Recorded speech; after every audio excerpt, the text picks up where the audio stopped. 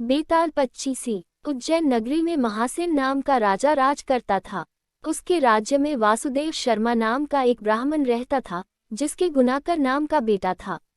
गुनाकर बड़ा जुआरी था। वह अपने पिता का सारा धन जुए में हार गया। ब्राह्मण ने उसे घर से निकाल दिया। वह दूसरे नगर में पहुंचा। वहां उसे एक योगी मिला।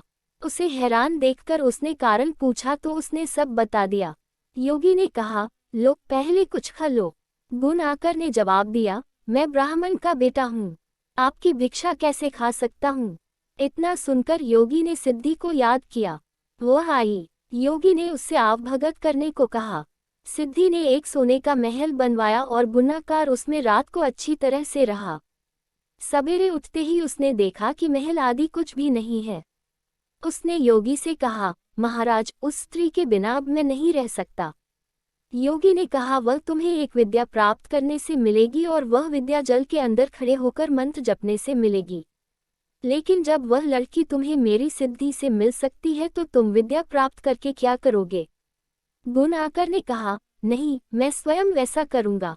योगी बोला, कहीं ऐसा न हो कि तुम विद्या प्राप्त न कर पाओ और मेरी सिद्धि भी नष्ट हो जाए।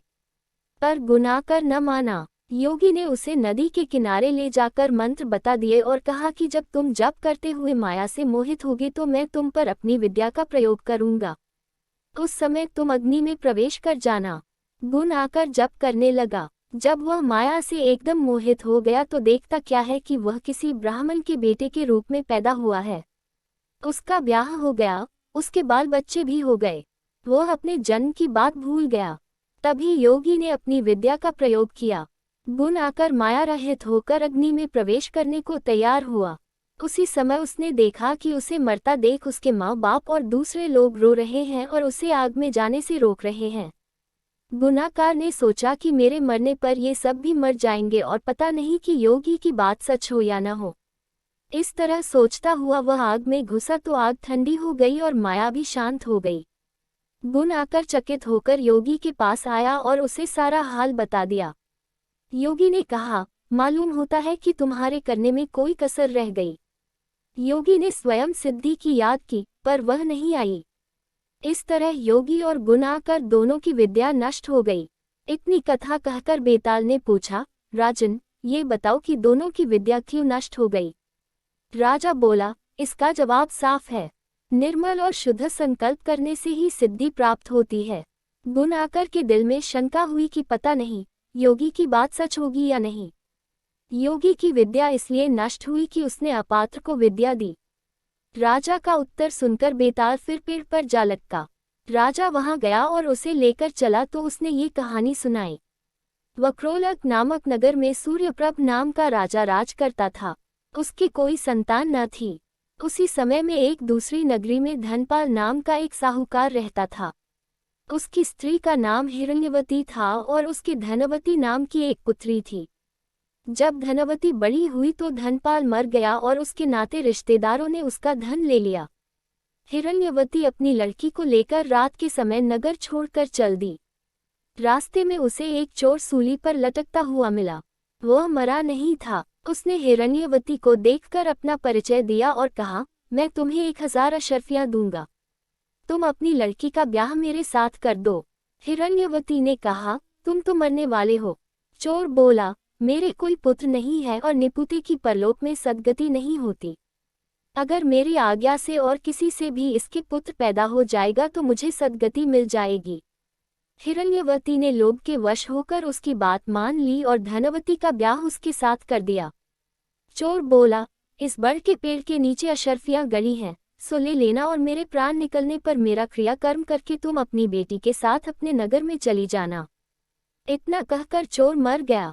हिरण्यवती ने जमीन खोदकर अशर्फियां निकाली, चोर का क्रियाकर्म किया और अपने नगर में लौट आई। उसी नगर में वसुदत्त नाम का एक गुरु था, जिसके मनस्वामी नाम का शिष्य था।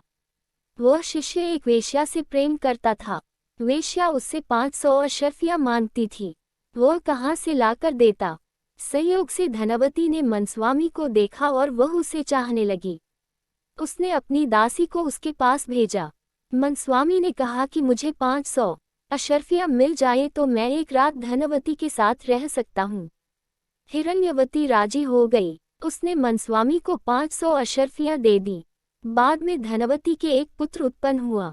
उसी रात शिवाजी ने सपने में उन्हें दर्शन देकर कहा, तुम इस बालक को 1000 अशर्फियों के साथ राजा के महल के दरवाजे पर रखाओ। माँ बेटी ने ऐसा ही किया।